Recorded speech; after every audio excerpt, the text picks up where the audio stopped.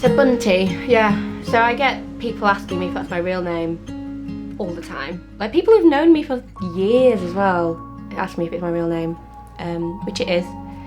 And it's not short for anything, I don't think. But yeah, the simple answer is I'm named after a comic book from the 1950s, which is pretty cool. I like mine. I used to hate it and want to cry and want to be called Sarah because like 5 of my friends were called Sarah. It's nice to be able to have a name that not many people have. It's odd, and I'm a bit odd.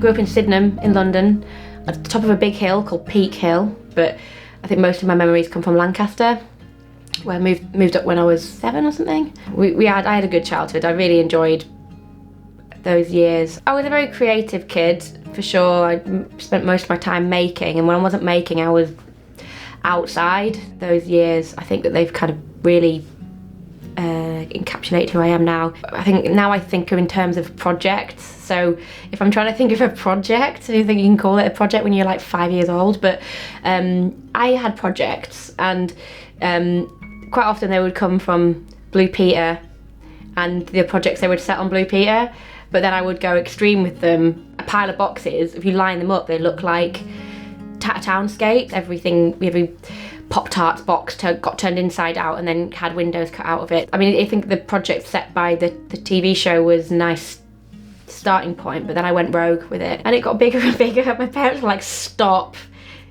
building this town because it's taken over your whole bedroom. My mum's like, she paints, she knits, she's kind of an all-rounder creative. She's seamstress, she kind of does like a lot of different things. My dad's an architect, but he also makes like junk sculptures out of things he finds, which I think for him is a way of processing art in a much more organic way. They've always encouraged us to do stuff that's creative, but never in a way that's been oppressive or forceful or anything. So we each grew into our natural selves without any real coercion, but just encouragement to be who we wanted to be. So I got a huge level of respect for my parents for that. And you don't really realise how good that is until you are at this age.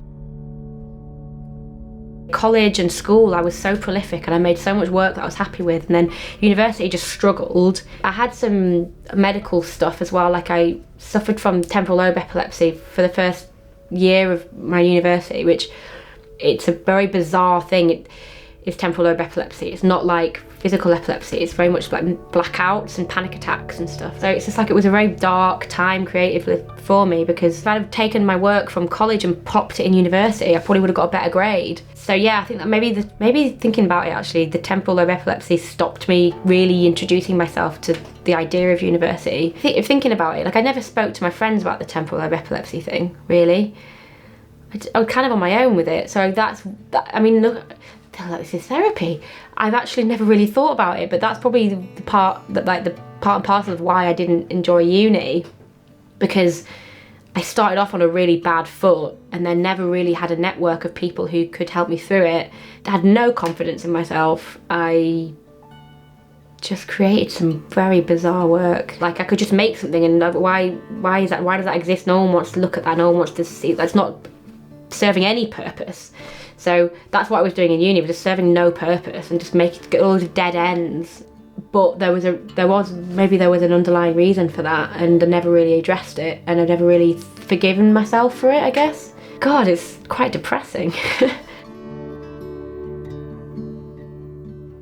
So when I left uni, I worked full time. Yeah, I was 23 when I left. Kind of threw myself into the working world and worked in a bakery early till mid-afternoon, and then would go home, and then I would go to work at the pub in the evening till early in the morning, and then I would go to the bakery early in the morning till early afternoon, and this like cycle with about half that time again, so then maybe 20 hours a week just making stuff for myself, for my friends and family, and then people would start to commission me to do stuff. I'd created this paper bird which I photographed like suspended, and each feather was like individually cut out of paper, and that was the first time I ever made anything that felt like it was right. Like it wasn't just I'm making this thing, it goes in a cupboard, I'm never going to see it again. It was I made something, I enjoyed it, I want to make more things like that thing. I made this huge dragon for Minecraft convention. Then I worked on this film called The Mind's Wood, which was actually screened at the Picture House, which film festival, which was really cool. But I was the art director on that film, so I built a lot of the set pieces for that. One of them being a dog's head that's 4 feet by 3 feet. So that's stuff like that, like these big builds, and doing ridiculous fancy dress costumes, which every year people were like, what's she gonna wear this year? So yeah, I've constantly been making stuff, and they've never really pinpointed what I've made into an actual tangible thing. So someone says, oh, what do you make? Make stuff out of things I find, reappropriate charity shop gubbins. But lockdown was the only time where I've been in a position where I've not had to go to a job every day. So I would wake up in the morning and I would have that drive to do something. I constantly have a drive to do something. It's exhausting, but it's just there all the time. But with not being able to go to work because of it shutting down hospitality almost overnight, I started to think, well, if I've got this time, I'll make stuff. So I made this map. I drew this map of all my favourite walks. I had all these people asking if they could have a copy of this map, and I was like, right, I'm gonna have to get it printed. And if I get it printed, I'm gonna have to sell it. And if I sell it, I'm gonna have to have a website. Instantly sold hundreds of maps. It was crazy. I don't know what happened, but people wanted to buy this map and have it on their walls. And I had a website so I could put all my other work on it. And then I was like, oh no, maybe I could have an Instagram. I had an online presence now for my work. And something happened like overnight, and I was getting emails, I was getting messages, can you make this, can you make this? It was crazy. I made a pub for somebody, which was the first one I made, a pub down in Leytonstone, and after that, everyone wanted a pub. I made this miniature Brudenell one, which we sold for charity, which we auctioned off for charity, well, raffled off, should I say. We made £3,000 for the Trussell Trust off the back of making this miniature of the Brudenell, and that was all during the lockdown. And from that point onwards, I had a website, I had an email address, I had an Instagram. I was a maker. For the first time in my life, as a 33-year-old woman, I was actually finally able to call myself. People said, oh, have you got a website? I could go, yes, not, oh no, I've been meaning to make one for 12 years. But then lockdown ceased. So I had to go back and work full-time, obviously, and over full-time, really. There was some weeks we were doing 60 hours a week, just because of A, the love of it, and B, because it was just necessary. And then I was going home and working on my art, probably about 30 to 40 hours a week. So it was just not sustainable. It wasn't sustainable, and I couldn't really carry on the way I was with doing both. So I had to make a decision, and I stepped back from my full-time job. That was it. I just got messages, like 3 messages a week, asking for me to make these miniature buildings where people had met, most of which were pubs, meaningful pubs. Like, people have met their best friends there, their partners, they've got married, people got married in bars, first dates and stuff. So I think that pubs, even though I do other buildings as well, I do houses and I've done theatres and I've done all sorts, like restaurants and coffee shops, but pubs seem to be the ones that come up the most often. And I think that's because of the sense of community that you get from these specific establishments. Like, they're not just somewhere that you go and get pissed and have a packet of crisps and go home. Like,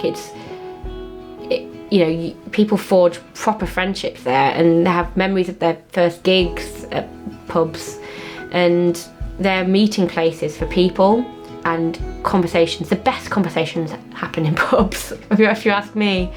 So I think that's the reason that they've kicked off, and it's not because I've chosen them, it's because they've chosen me. And I was recently approached by the British Institute of Innkeepers, which are like an organisation that gives support to licensees throughout the country. There's a couple of different institutions that do a similar thing, but they're a really, really big one, and every year they hold an annual award ceremony down in London on the Thames. And she approached me to make a miniature of the winner of the awards. But it was so amazing to be at this award ceremony amongst these people, because it made me realise and kind of solidify how I felt about the industry, you know, after having worked in pubs for a long time myself. And it was so emotional, like the emotion that was attached to every speech that was given at that award ceremony made me want to cry. So I felt very honoured to be asked to make a miniature of the winning pub, which I'm super excited to do. I think my parents are probably, I have spoken to them and they're super proud of where I am. But I think they're more quietly proud of where I am because they saw me struggle in uni. They saw me pleading to redo years and crying and stressing and just having basically a bit of a breakdown, and then after that it was just hospitality work. Now they can, they recently came to see the studio, and like just watching my mum and dad walk around and like pick up all my little bits, and I think it's really nice for them to see that I finally found what I've been looking for. Realistically, we're talking from a sort of adult sense, from the age of 15 really was where I wanted to be an artist as a career. So that's 20 years of searching for a space and a purpose, and you know, what do you do? I'm a maker, I'm a model maker, I'm a paper sculptor. Like, I've never been able to say that before, and now I can say that. I think my parents can be proud of me. Their friends say, oh, so what do your kids do? My mum can say, oh, my daughter's an artist. And I think she, as someone who wanted to do that, is must be very nice for her to know that her daughter's able to do it. And my dad is phenomenally proud because he's an architect, and he sees his daughter making tiny miniature buildings and using architectural terminology that he learned at college, and I'm learning it because I have to know it. Yeah, it's really nice. They're really proud. What's the dream? What's the dream? The dream is, I think at the moment I've got an okay balance. I'd love to be able to make more stuff that I've just made and people want to buy. At the moment I'm making other people's ideas come to life, which I absolutely love. Like, don't get me wrong, it's a dream. Like I was saying, how lovely it is to be able to do that for people. I love people and I love hearing people's stories, and that is what I do. I literally hear someone's story and I make it, whether it's a miniature building or whether it's a paper cut piece in a music box. I get told what people's first dances were, what the song was when they first met their partner. Like, come on, that's nice stuff. Like, how can you not fall in love with that?